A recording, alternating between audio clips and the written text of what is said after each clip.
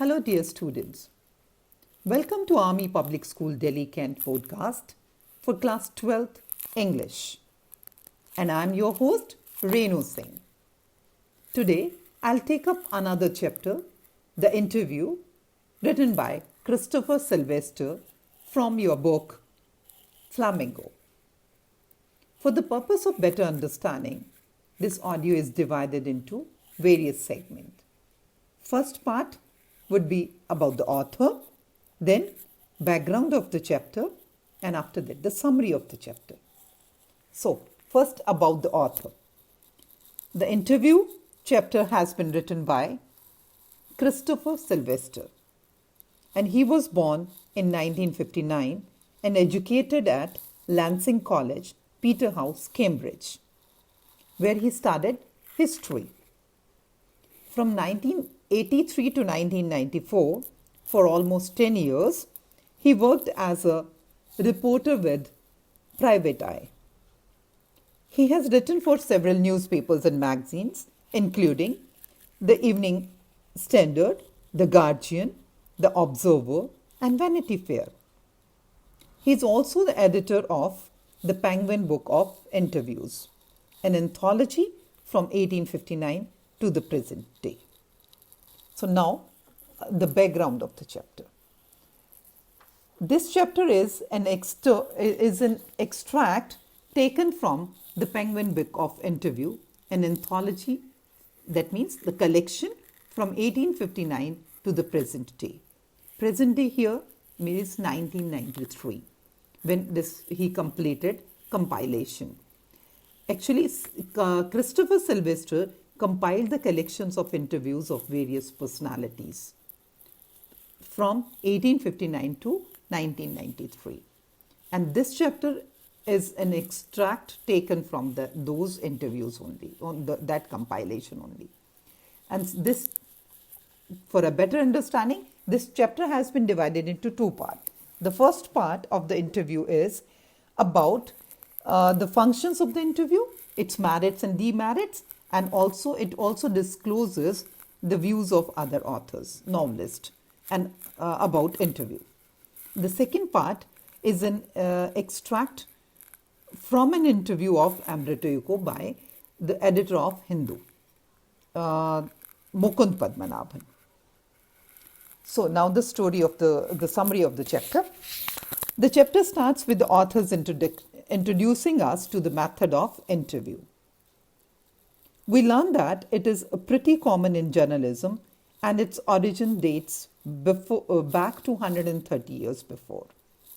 He expresses that unsurprisingly, various people carry different opinion about the concept of interview and its uses. Some people think of it very highly, while others can't bear giving an interview. The chapter tells us that an interview can make a lasting impression. Moreover, as per an old saying, when we make perception about a particular person, the original identity of their soul is taken away. That means we have a preconceived idea about that person. And we also learn how the most popular celebrities have criticized interviews. And the novelists whose opinion has been covered in this chapter are V.S. Naipaul, Lewis Carroll, Saul Bellow, H.G. Wells, and Rudyard Kipling. So all these novelists criticize the art of interview. V.S. Naipaul, he was a writer of Indian descent. He is also known as a cosmopolitan writer. He considers the interview that the interview steals the part of the interviewee and one gets wounded.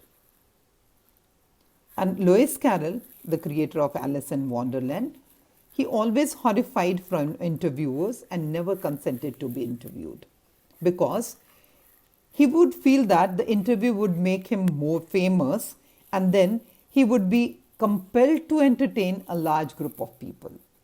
Saul Bellow, another playwright and a novelist, he regards the interview as if someone has put a thumbprint on windpipe. That means somebody has choked H.G. Wells finds interview as an ordeal, but after 40 years, he himself interviewed Joseph Stalin, the Russian revolutionary. Rudyard Kipling, who is a very famous writer, you must be knowing, students, who has written the Jungle Book. He doesn't have a good view about the interview. He thinks of interviewing as an assault and further adds that it should be a punishable offense. He would go to the extent of saying that no respectable person asks for or gives an interview. It is an ironical statement because few years before he himself perpetrated such an assault on Mark Twain. Means he himself interviewed Mark Twain.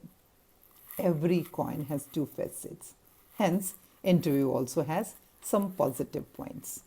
All these writers or novelists has talked all negative things about it. But it is considered to be the best medium of communication. And it gives us chance to know about our favorite heroes and heroines and our idols. It is an authentic source of information and truth because it comes from the horse's mouth. It is the best source of entertainment also. So it is not only the negative point, which because where the interviewees are telling about the interview, here in general as an audience, we find all these positive points in it because we are not being interviewed. So with this we end with the first part. The second part is the interview is an extract from Umberto Eco's interview. Mukund Padmanabhan, the editor of The Hindu, interviewed Umberto Eco, the professor of semiotics at University of Bologna, Italy. He has a daunting status as a scholar for his philosophies on semiotics. Semiotics means the study of science. He was also a literary interpretations and medieval aesthetics before taking up writing fiction. In his interview, we see it centers on his successful novel, The Name of the Rose, which was published in 1980. His novel sold more than 10 million copies, and Mukund begins by saying Umberto that how he manages to do such different things. On this, he replies, saying he is doing the same thing. He writes about non-violence and peace in all his works, whether he is writing for children or he is writing for adults. We learn that Umberto Eco classifies himself as an academic scholar, and he attended various academic conferences throughout the week and writes novels on Sundays. Moreover, he expresses that others considering him as a novelist and not scholar does not affect him at all, because one can't reach to million people through academic work. Moreover, he also stressed upon the time management. He teaches us about the time management. He believes that we live in the empty spaces, like the ones in the atoms. And he refers them as interstices and admits that he does most of his productive work in the course of that time only, in those empty spaces. And speaking about the novel, he remarks that it is not an easy read.